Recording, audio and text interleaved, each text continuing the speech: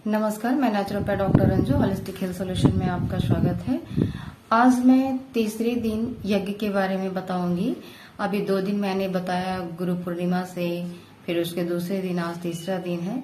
यज्ञ जीवन का सबसे बड़ा सुख, समृद्धि और आरोग्यता प्राप्त करने वाला है। यज्ञ के बिना आप किसी भी चीज से बोलेंगे कि पूर्ण संतुष्ट हो जाए तो ये आपके जीवन के अंतिम समय में पता लगता है मेरी कुछ छूट गई है। लेकिन जिंदगी में जब आप अपने साथ यज्ञ को जोड़ते हैं तो अंतिम में आपको एहसास होता है कि मैंने प्रतिदिन यज्ञ करके अपने जीवन को धन्य बनाया है। और ये चीजें किसी लाइन, शास्त्र और कहीं ऐसे कोटेशंस में आपको नहीं मिलने वाला है। ये जीवन का एक अनुभव है, एक एहसास है, एक अनुभूति है जो पंडित श्री राम शर्मा आचार्य ने बहुत अच्छे से उनका अनुभव किया, एहसास किया, अनुसंधान किया, रिसर्च किया, अच्छी अच्छी खोजें की। और सबसे मुख्य खोज उन्होंने क्या किया, जो वैज्ञानिकता के पहलू थे ना, उन्हें बहुत अच्छे तरीके से उन्होंने खोजा। और आधुनिक समय में यज्ञ का बहुत उपयोगिता है, यज्ञ की क्या उपयोगिता है आधुनिक समय में, उन्होंने इसे अनुसंधान करके रखा। ये बहुत बड़ी बात है। तो आइए आज मैं बताती हूँ। यज्ञ के ऊपर बहुत लोगों ने काम किया, लेकिन पंडित श्री राम शर्मा आचार्य ने 3 पिलर में बना के काम किया है। पहला तो ये कि जो शांति कुंज है संस्थान, वहां पे यज्ञ का प्रतिदिन अभ्यास कराया जाता है और एहसास कराया जाता है। दूसरा, ब्रह्म वर्चस्व शोध संस्थान, जो वहां पर विभिन्न तरीके के रिसर्च और अनुसंधान से संबंधित प्रश्न बैठते हैं, लोग बैठते हैं और उस पे मंथन और चिंतन करते हैं। और तीसरा, विश्वविद्यालय बनाकर गुरुदेव ने ये बहुत बड़ी बात बनाई है, रखी है, जो लोग इस अनुसंधान में शामिल होना चाहते हैं उनके लिए अवसर खुला है, आप जा सकते हैं। तो ये इस तरीके के कार्य को पंडित श्री राम शर्मा आचार्य ने तभी कर पाए जब अपने जीवन में यज्ञ को एहसास किया, अनुभव किया, समझा। और उन्होंने इस चीज को पूरे अच्छे तरीके से समझा कि आने वाला समय यज्ञ के बिना अधूरा है मनुष्य का जीवन। क्यों? क्योंकि ऑलरेडी आपको ऑक्सीजन ही, प्राण तत्व ही जीने के लिए महत्वपूर्ण होता है, इम्पोर्टेंस होता है। हॉस्पिटल भी जाते हैं तो ऑक्सीजन कम गया तो सिलेंडर लगाया जाता है। तो परम पूज्य गुरुदेव ने प्राकृतिक रूप से अपने शास्त्रों के अनुसार जो प्रकृति ने सिलेंडर दिया है उसे इस तरीके से निर्माण और साधारण सहज रूप में उपलब्ध कराने का एक विधान उन्होंने अपना संस्थान में तैयार किया और आप सबों को मिल पा रहा है। तो आइए सुनते हैं आगे हम यज्ञ के बारे में। आर्य समाज के संस्थापक महर्षि दयानंद सरस्वती जी ने मनुस्मृति ग्रंथ के आधार पर प्रत्येक व्यक्ति के लिए दिन भर में 5 यज्ञ करने का आदेश दिया है। देखिए 5 यज्ञ, अब आगे समझेंगे कौन कौन से यज्ञ, जिनको उन्होंने 5 महायज्ञ का नाम दिया। वो कौन सा है वो देखते हैं। सबसे पहले उन्होंने बताया ब्रह्म यज्ञ। ब्रह्म यज्ञ क्या है? ब्रह्म यज्ञ से तात्पर्य प्रातः और सायं ईश्वर भक्ति करना है, संध्या वंदन करना है। भाई इस प्रातः और संध्या क्या है जो ये समय निश्चित किया गया? देखिए यज्ञ में समय का बहुत बड़ा फैक्टर है और उसी फैक्टर से आपको उसका स्वास्थ्य लाभ मिलता है, जीवन के समस्त विकास का लाभ मिल पाता है। तो प्रातः इसलिए कि डिवाइन पावर, प्रातः आपको कांटेक्ट होने में बहुत ईजी होता है, ऑक्सीजन पूरे वायुमंडल में अच्छी तरीके से मिल पाता है और सारे तत्वों का शरीर में प्रवेश किसके माध्यम से होता है? ऑक्सीजन के माध्यम से होता है। और यही अगर नहीं मिल पाएगा तो फिर आप यज्ञ प्रतिदिन करें। इससे आपके शरीर में जो कार्बन डाइऑक्साइड होता है वो बाहर निकलता है और ऑक्सीजन प्रॉपर मात्रा में आपके बॉडी में विभिन्न तत्वों को साथ प्राप्त होता है। तो ये है। और डिवाइन पावर से यदि आप कनेक्ट होते हैं तो आपका बॉडी में स्ट्रेंथिंग शुरू हो जाता है, इम्यूनिटी बूस्टअप होने लगता है। ये सुबह का समय में ही होता है, बाकी समय में नहीं होता। शाम को क्यों? यदि आप दिन भर अपने शरीर से बहुत काम किया और ऊर्जा खपत हो गई, अब आपके शरीर में पूरी गंदगी भी जम गई है बाहर की, तो आप किस तरीके से, उसे हम लोग नेचुरोपैथ में टॉक्सिन्स बोलते हैं, तो आप कैसे निकालेंगे? ऐसा कोई यंत्र तो है नहीं कि आप निकाल दें। सारी गंदगी निकाल सकते हैं, लेकिन आत्मा की गंदगी, नर्व सेल्स में जो टॉक्सिन्स आपके आए वो कैसे निकलेंगे?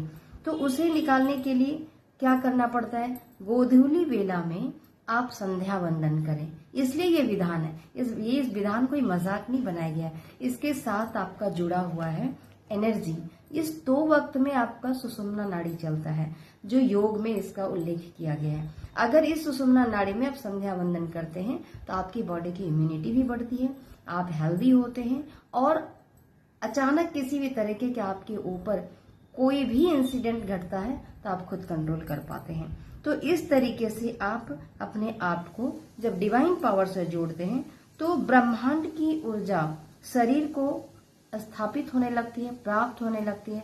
ब्रह्मांड से पिंड का एक कांटेक्ट होता है, स्थापना होने लगता है। मतलब कुछ समय के लिए आप एक अपने एहसास में कि हम परम तत्व को अपने अंदर ब्रह्मांड से प्राप्त कर रहे हैं। ये सारी चीजें बैठने पे ही होता है, जब आप शांत बैठते हैं, पूजा वंदन करते हैं, क्योंकि उस समय आपका पूरा बॉडी, माइंड, सोल पूरा फोकस होता है पूजा पे।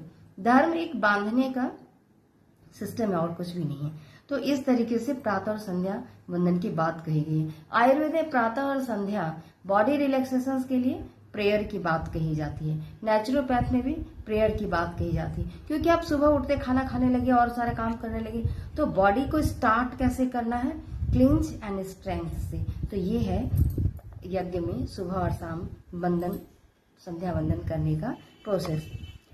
ब्रह्म यज्ञ प्रातः सायं ईश्वर भक्ति अर्थात संध्या करना तथा ऋषिकृत ग्रंथ, वेद, उपनिषद इत्यादि ग्रंथों का स्वाध्याय करना। ये स्वाध्याय करने की बात क्यों कही? स्वयं का अध्ययन करिए आप। मतलब क्या, आपके अंदर क्या अच्छा हो रहा है, क्या बुरा हो रहा है, पहले तो आप इसको क्लियर कर लीजिए, खुद का एनालिसिस करिए, तभी आपका डेवलपमेंट हो सकता है। जब आप पूजा में बैठते हैं ना, तो आपको खुद अपने शरीर के बारे में एहसास होता है कि सिर में दर्द हो रहा है, शरीर में दर्द हो रहा है, हम बैठ नहीं पा रहे हैं। तो ये आपकी बॉडी को फोकस कराता है कि आपको ये प्रॉब्लम है। यदि आप उससे रिलेटेड सोचना शुरू करते हैं तो आप हेल्दी होना शुरू हो जाएंगे। तो स्वाध्याय, अब इन ग्रंथों को क्यों स्वाध्याय करना है कि जब तक आप वेद, पुराण, रामायण, उपनिषद नहीं पढ़ते हैं तो आपके जो जीवन जीने की कला है वो आप अपने ऊपर प्रयोग नहीं कर सकते। आप जिस भी तरीके से जी रहे उसमें करेक्शन नहीं कर सकते, क्योंकि इन ग्रंथों में जो रीति रिवाज चलता आया है ना, उसे पूरे अच्छे तरीके के जीवन जीने के पूरे कलाएं सन्निहित है। तो उन कलाओं से आप यदि पीछे रहते हैं तो आपके जीवन में हमेशा परेशानी ही आएगी। आप हमेशा परेशान होंगे, पीड़ित होंगे और विभिन्न संकट से घिरे होंगे। ये सब संकट को हटाने का एक माध्यम है, आप सोच पाएंगे, समझ पाएंगे। दूसरा है ईश्वर नाम, ओम।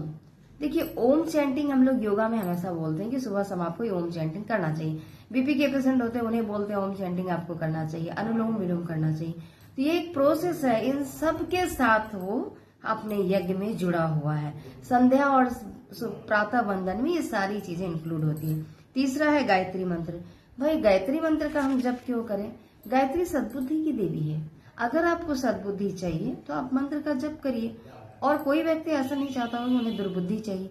सद्बुद्धि सबको चाहिए, इस सद्बुद्धि से ही आपका कल्याण हो सकता है। तो इसलिए तो हमारे पंडित श्री राम शर्मा आचार्य ये पूरे जनमानस में गायत्री मंत्र को डोर टू डोर इतने सरल सहज तरीके से पहुंचाया, जो एक अलग कीर्तिमान स्थापित किया है। इसकी तुलना कहीं किसी से नहीं किया जा सकता, ना ही करना चाहिए, क्योंकि हर की प्रतिभा अलग होती है।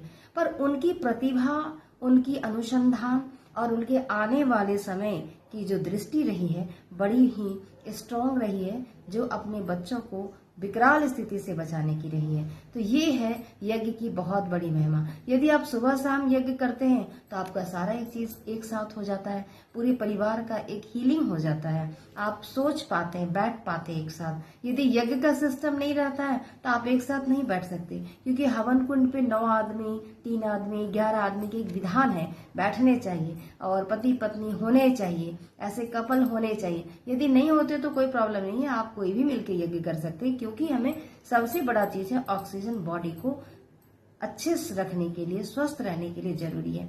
ऑक्सीजन बेस्ड ही मेरा बॉडी है। यदि ऑक्सीजन नहीं मिलता तो हमारा शरीर निष्प्राण की तरह है।